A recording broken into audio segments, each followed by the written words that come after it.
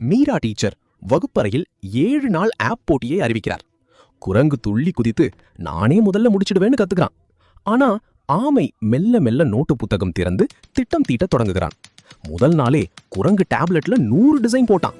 ஆனா ஆமை ஒரே ஒரு பக்கம் வரைஞ்சு அழிச்சு இன்னும் நல்லா வரைஞ்சான்.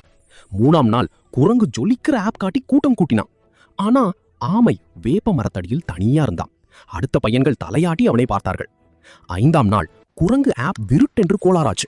பட்டன் ஒன்றும் வேலை செய்யல. திக்கு முக்காடி தட்டுகிறான். அந்த நேரம் ஜன்னல் வழியா ஆமை அமைதியா கோடு எழுதுறது தெரியுது. ஒவ்வொரு திரையும் டக்கென்று வேலை செய்யுது.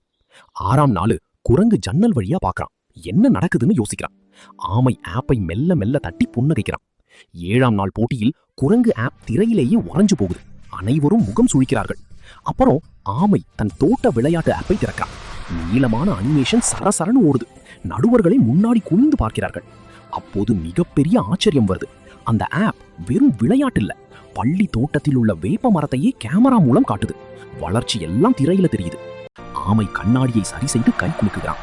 ஏனென்றால் பொறுமைன்னு சொன்னால் மெதுவா போகுதில்ல, நிதானமா செயல்படுவதுதான்.